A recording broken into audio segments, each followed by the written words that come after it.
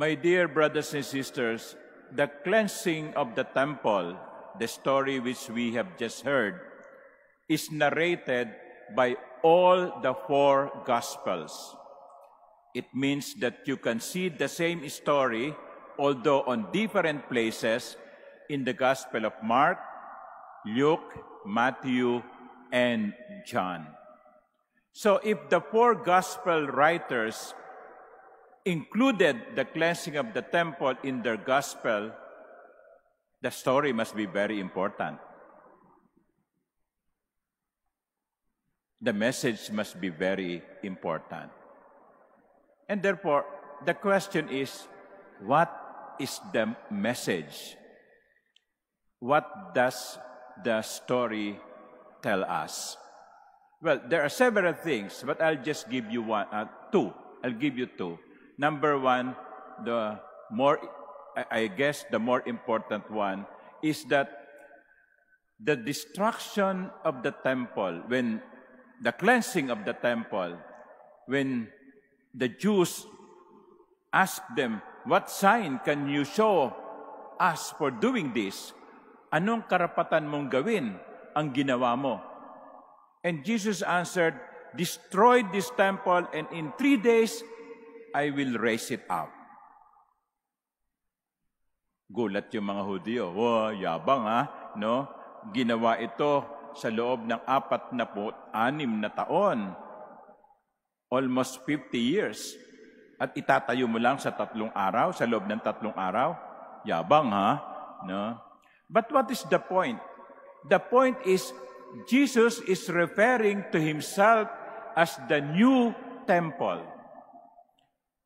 Once he has risen from the dead, the people will no longer worship at the temple made by stones, but rather worship in the temple made by his resurrected body, glorious body.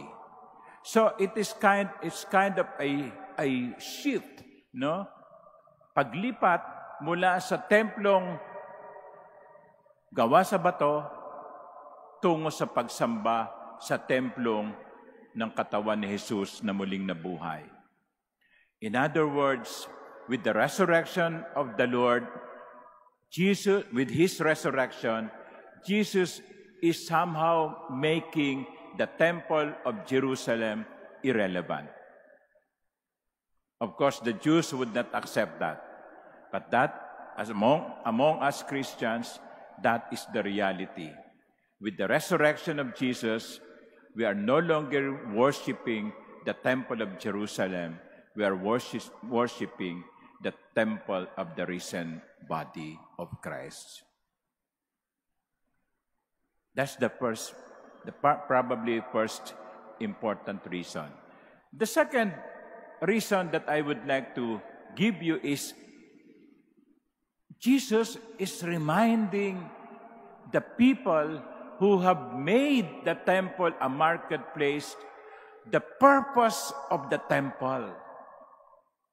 And it is a place of worship because it is the house of God. Sabi nga ng Panginoon,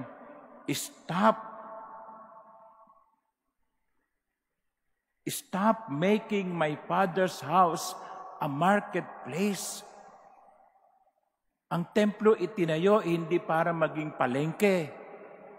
Kasi sa halabas ng templo kung saan dumadaan ang mga tao para sumamba, nandoon ang lahat ng mga tindero at tindera. Nagbebenta ng mga hayop na iaalay sa templo, nagbebenta ng mga kalapati na iaalay sa templo, merong money changer sapagkat yung ordinary money, no, cannot be used as an offering to the temple. Parang siguro dito, no, pag naghulog kayo sa kolekta, karamihan inuhulog ninyo ay piso, yung pera ng Pilipinas, yung ating currency. Maganda siguro gawin ko, i-require ko, ang lahat ng collection dapat i-convert sa dollar. No? Okay? Kaya meron tayo money changer sa labas. Hindi tatanggapin ang Philippine currency. But that was the practice in the temple during the time of Jesus. That's why a poor man, a poor Jew who comes from, say, Nazareth, or far-flung area, will go to Jerusalem once a year, bringing with him his money, and he will look for money changer because he cannot put in the collection box his own money. He has to convert it into the temple money, and doon nagkakaroon ng lamangan. Doon nagkakaroon ng injustice. Kasi dahil wala kayong choice, ito ang conversion rate. Susunod kayo, ayaw nyo o gusto nyo. Kaya yung taong pobre na ito lang ang makakaya, kung kulang ang kanyang pera, hindi siya makapag-aalay kasi hindi niya pwedeng ihulog yung kanyang pera. It has to be converted to the temple currency. Doon nagagalit ang Panginoon. Yung templo na dapat ay gamitin sa pagsamba ay nagiging lugar kung saan ang mga tao'y napipigilang sumamba. Stop making my Father's house a marketplace. Perhaps at this point, my dear brothers and sisters, I invite you to ask yourselves, what precious things have we converted into cheap ones? What things that are divine have we converted into something that is too secular?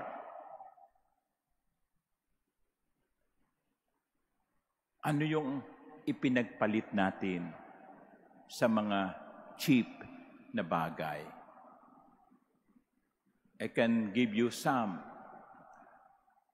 Manners. Manners. Good manners. Nung araw, ang bata marunong mamupo. Marunong magmano. Ngayon, sasabihin mo pa, magmano ka dyan, matanda yan sa'yo. Hindi kusa. Paano ka sumagot? Mamupo ka. Nawala na yon. Something precious that we have handed over to us through generations of Filipinos have been lost little by little. Behavior, manners. I saw a picture of Manila, I think before the war. And it's I think in Santa Cruz or Divisoria. And people were properly dressed. Kahit na naglalakad sa kalsada. Ang galing, ang ganda. Ngayon, kumisan, kahit sa pagsimba, parang nanggaling sa, parang kagigising lang. You know, ito, hindi biro to Last year, simbang gabi, madaling araw, 4:30. So, nagbigay ako ng communion. Napunta ako sa gitna and then bumalik ako. May nakita ko nagsimba, naka-pair of pajamas. Hindi ko alam kung bago yun, Sinimba niya yung kanyang bagong pair of pajamas. Sabi ko, ano ba to? Galing ba to sa higaan at dumiretso na sa simbahan?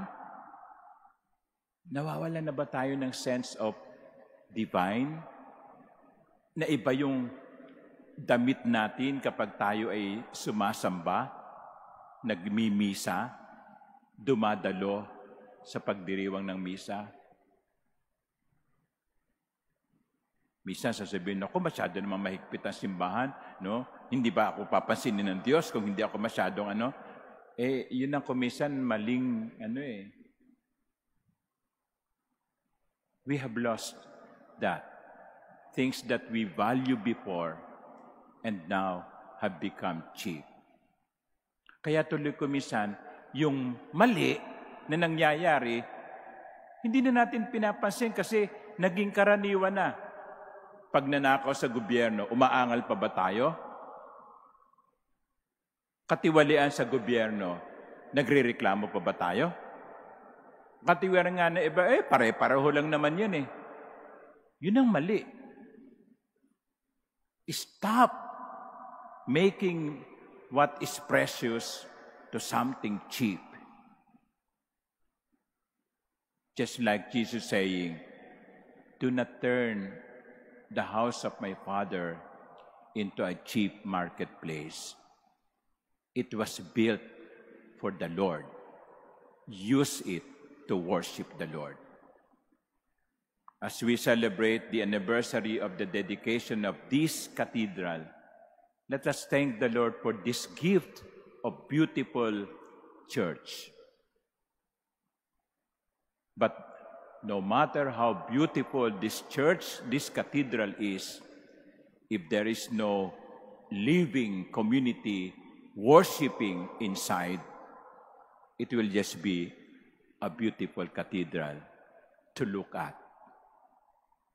Hindi itinayo ang katedral para pagmasdan at hangaan, kundi para gawing lugar ng pagsamba. Huwag nating gawing cheap ang isang mahalagang regalo. Amen.